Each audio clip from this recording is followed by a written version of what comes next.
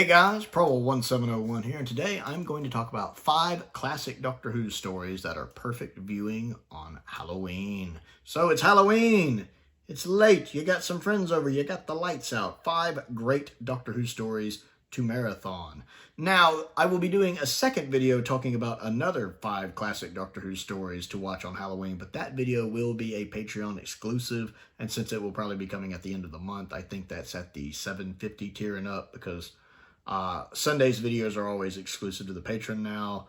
The $5 tier and up gets the first 2 Sundays in that tier, and then the $7.50 tier, which is the next tier up, gets every Sunday.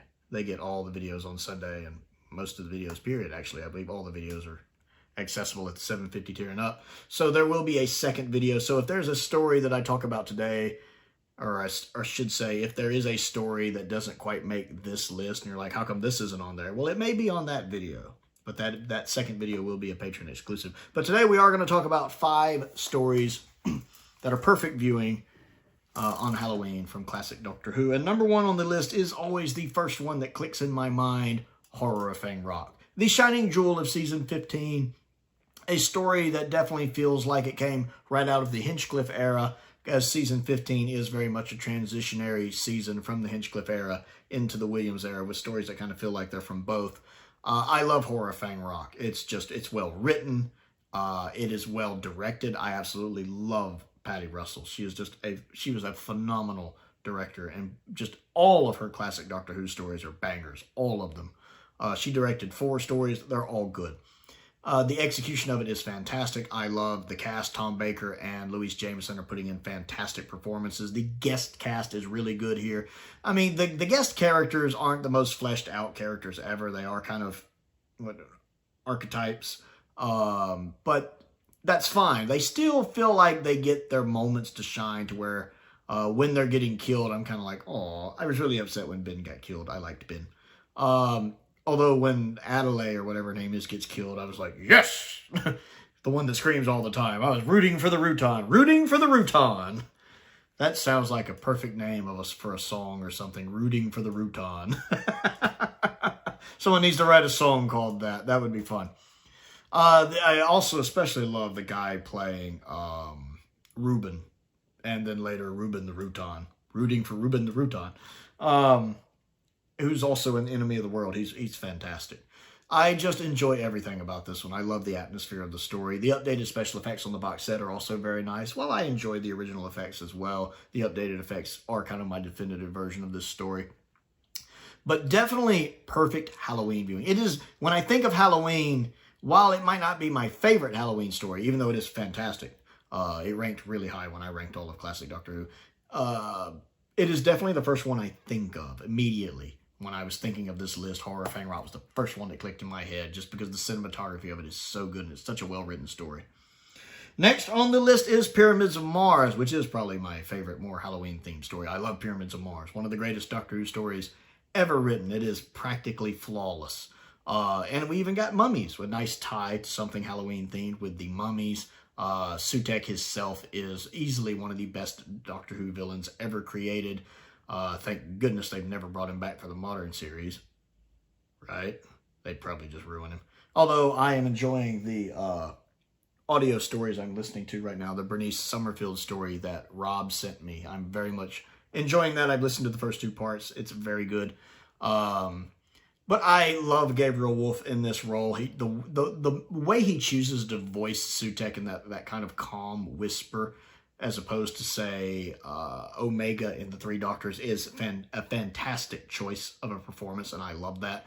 Tom Baker is just fantastic here. I love the way him and Elizabeth Sladen are bouncing off each other. Michael Sheard is fantastic. The guy playing his possessed brother is fantastic. I enjoy everything that's going on with this story. It's wonderfully paced. It's a perfect 4-parter. The location work is fantastic. The sets look really good. I love the moment, and this is an improvised moment with Tom and Liz. When they walk out, they see the mummy, and they turn around and walk back. It's a nice little comedic moment in what is a very serious story. And I love the fact they improv that. It is absolutely perfect that they wanted to inject a little humor in the story. We also kind of get a little bit of humor when the Doctor is digging through that room for explosives, and she tosses it to him, and he's like, and he goes, the slightest bit could set this off. And he goes, no sign of the person who owned it. And she's like, maybe he sneezed. And he gives her that look. I like that little bit of humor injected into a serious story like that. Perfect viewing for Halloween. Next on the list is Ghostlight. Ghostlight goes on this list for the atmosphere of the story alone. And the fact that you have to watch the story half a dozen times to even have an inkling of what's happening. The interesting thing about Ghostlight is you're never going to understand Ghostlight the first time you watch it. But just Ghostlight, there is not another Doctor Who story that feels like Ghostlight. Ghostlight is a very unique story. It just has this off feel to it. And so many things contribute to this. The lighting, the dark lighting in the mansion is great. And the guest cast performance. The wife, for example, the actress playing the wife, there's always something off about her. The daughter, there's always something off about her. The Jebediah, there's always something off. The actors do a great job of portraying these characters with that sense of something being off kilter about them. McCoy's performance in this is mostly good. He has a couple moments where he goes into fake voice McCoy, which I don't like. I love the fact he doesn't have his hat for most of this story. I don't know why, but that sticks out to me, and I like that. And then the stuff going on with Ace, with the Doctor making her confront this place, is fascinating. And then also the special effects for light are really impressive for classic Doctor Who. The actual story itself, while being very confusing, is fascinating. Absolutely fascinating. But it's more the atmosphere and feel of this story is just phenomenally good. Perfect for Halloween viewing. Sticking with season 26, we got to talk about Curse of Fenric. Again, we have vampires. We have this evil entity, Fenric, who feels kind of like the creature from Image of the Fendal, actually. Just this malevolent, evil force that Chessmaster McCoy has to lock away once again. Once again, we see McCoy in full Chessmaster mode, pulling the strings, kind of knowing the end game before the end game, thinking 24 moves ahead like chess. The location work, very good. Love having Nick Parsons in it. Again, I don't know Nick Parsons the way a British person would know Nick Parsons, but I get he was a very famous person. I think more for game show stuff. But he's good here. I don't like the way his character dies. I kind of wish he's in the story more, but his performance is great. The two girls, the ones that become the Hemivores, the vampires, great performance before and after they transform. Very much like them. The importance of this story to Ace, with it connecting back to her mother. Very well done. Love the makeup on the vampires. Let's just call them vampires. Love the makeup on them. That very crustaceous look they have. Again, especially by classic Who standards, very, very good. The updated effects, which is the version of this I prefer, are also very nice. The actor who playing the guy in the wheelchair, very good. The actor playing the soldier, who's the kind of religious soldier, he's very good. Again, Curse of Fenric has this very creepy, chilling vibe to it. And watching the Doctor have to basically break Ace's faith in him, which we see revisited in the God Complex, which that made the Modern Who Halloween list, is very well done and is good performing and good writing. It's just executed really, really well. Great Halloween story, especially if you watch Ghostlight and then Curse of Fenric, as they are consecutive stories. Great to watch them back to back together. And then last on the list, and of course there's several stories vying for this. Again, there will be a second video for my patrons, is the Seeds of Doom, which is pretty much the Thing before the Thing, or I should say, Kurt Russell's version of the Thing before Kurt Russell's version of the Thing came out, as that version of the Thing is actually a remake. But especially the first two episodes. I feel like the first two episodes of the Seeds of Doom are the strongest two. They are the strongest parts of the story. I feel like the other 4 episodes, while being very good, don't quite live up to those first 2 episodes. But those first 2 in the Arctic with this slightly humanoid, but not human anymore, looking thing running around is good. The effects do let it down a little bit in the back half with the Crinoid in its fully grown form not being completely 100% convincing.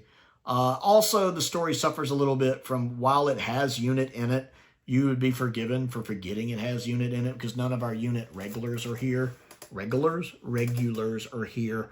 And I feel like that is, much like the Android Invasion, not having the Brigadier in it is kind of an elephant in the room. Not having any of our regular unit people in this story at the end does feel like a big misstep. And I feel like it would have been nice to have seen those characters again, I guess, had the actors been available. But the performance was good. I love the guy playing Scorby. He is so good, the guy playing Scorby. So good. The guy playing Chase. And he's playing it slightly over the top, but not in a bad ham campy way. Maybe a little ham, but not in a bad way. It's just more just someone who's not quite all there. Someone who has way too much money and thinks they have way too much power and had never got told no in their life. Just someone who, yeah, they come across as someone who was born to money. Never had to earn their money, but was born to money. So he comes across as a little not all there even before the Crinoid kind of hypnotizes him. And the actor playing that leans into that really well in a very good way, where it doesn't come across as so over the top it's parody. It's just being a little hammy, but it works well. The guy playing Keeler is also good at playing the kind of character Keeler is. The pod wrapping around people and possessing them is executed really, really well. The story is good. Tom Baker and Liz Sladen. I love that you get some very touching moments between them. Like whoever wrote Seeds of Doom, and I do believe Douglas directed it, and Douglas is just one of the best directors the show ever had. That might have actually, Seeds of Doom might actually be his last Doctor Who story he directed, I think. I absolutely love Douglas Camfield, though. One of the best directors the show has ever had, modern or classic. And I love these moments where you get the relationship between Tom and Sarah, or the Doctor and Sarah. Have you met Miss Smith? She's my best friend. I love the way he does that, because it's not often in Classic Who he calls someone his best friend, where it kind of happens a lot in modern Doctor Who. And then the bit about, you know, in the house, down by the tree, by the log cabin that John built, when they say that together, it's a nice little touching moment. And I love the fact that the Doctor won't tell him, Scorby, where the second pod is when he's threatening other people, including the Doctor. But the moment Scorby threatens Sarah with the gun, the Doctor tells him. And Sarah, as someone else pointed this out one time and it stuck with me, Sarah has this look on her face when the Doctor tells Scorby, and it's kind of this combination of relief, but also guilt, because she knows the Doctor gave up that information to save her life because of the bond between them, because they're such good friends. So there's this kind of guilty look on her face, but also this relief that she's not about to get shot. And Elizabeth Sladen plays that scene so well. Tom and Elizabeth, you can tell they just had very good chemistry together. They play off each other so well, and that just really comes across to their characters, for their characters in this story. And I love some of Tom's performance where he keeps doing the there is no Charles, because the Fourth Doctor can't quite get across to them, this isn't your friend anymore. You know, I mean, he does get optimistic when he thinks he can save him. There may be a chance for Wimlet yet, but once the creature is gone, he's like, there is no Charles. Charles is dead. It's the Thing now. Because he understands far more than they do what's at stake. Very much, this is very in character for especially this era of the Fourth Doctor, because it's very much like what we got in Pyramids of Mars. When, you know, Sarah, you're not getting it. I know these people have died, but you don't quite seem to grasp how great the threat is. Everyone will die. The way he explains that to Sarah in Pyramids of Mars, the way he's trying to explain that to him, that you don't understand. Here, if this thing germinates, all the animal life will die. Only the crinoids will be left. That's what happens on planets where a crinoid crop takes root. He gets that, they don't.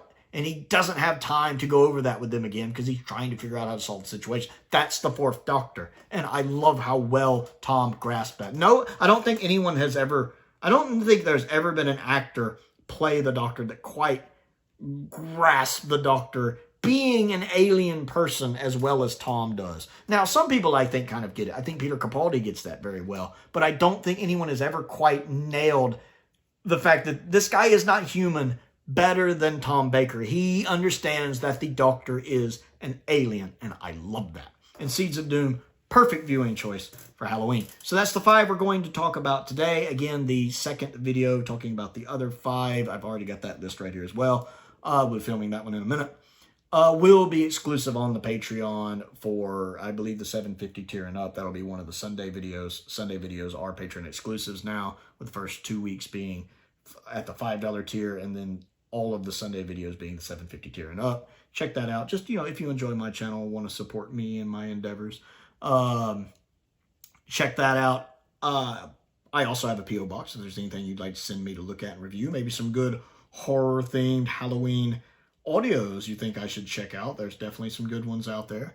The P.O. box is down there, link to the Amazon wish list, links to the Amazon UK wish list, all that fun stuff. Or I would just appreciate you clicking the subscribe button. I always love watching the channel grow. It's always makes my day when I see a new person has joined. So if you watch regularly and haven't quite subscribed yet, go ahead and click that subscribe button. Help me out with the YouTube algorithm. Click that like button. That helps me out, and I appreciate it.